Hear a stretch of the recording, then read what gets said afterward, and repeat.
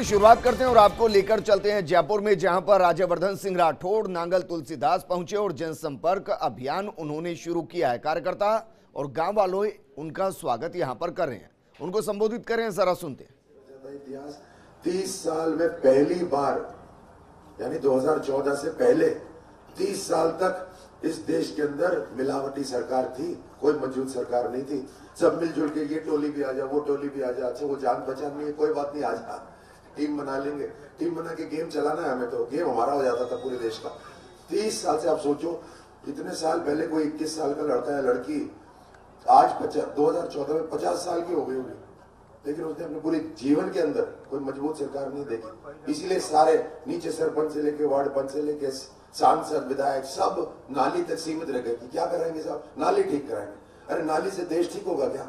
देश ठीक करने के लिए कोई लंबा विजन होना चाहिए, वहां तक दूर तक पहुंचने का संकल्प होना चाहिए, क्षमता होनी चाहिए। देश बड़े बड़े पैसे कमा के लाए ताकि पैसे नीचे तक पहुंचे, ये सारे साधन जुटाने होते हैं देश चलाने को।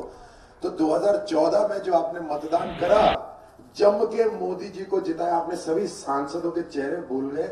मैं यह जानता हूं 2014 में आपने मोदी जी को जिताया, पूरे देश ने मोदी जी को जिताया, तब जाकर 2014 से अब तक एक मजबूत सरकार ने काम करा। और आपको भी लगा होगा, जब भी कड़े कदम, मजबूत कदम उठाती थी, बड़े कदम उठाती थी, आपका सीना चौड़ा हो जाता होगा।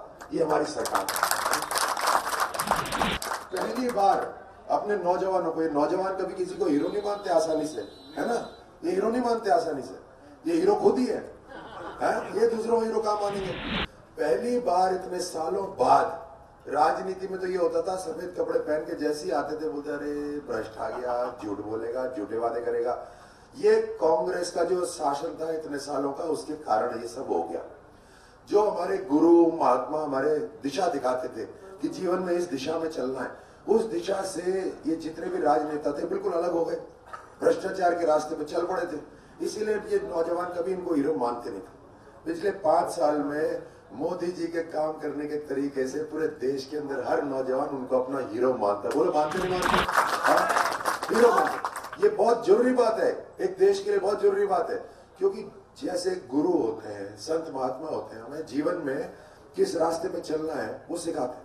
उसी तरह राजनीति में जो गुरु हैं, वो देश को किस रास्ते पे ले जाना है, वो गुरु मजबूत होने चाहिए, नहीं होने चाहिए?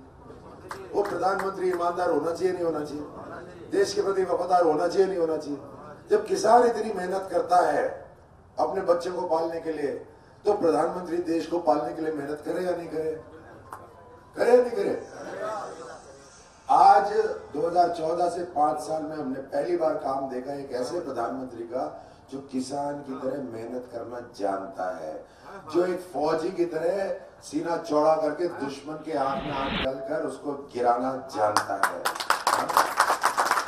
एक माँ की तरह अपने देश को पाल के किस तरह से आगे बढ़ाना है वो जानता है।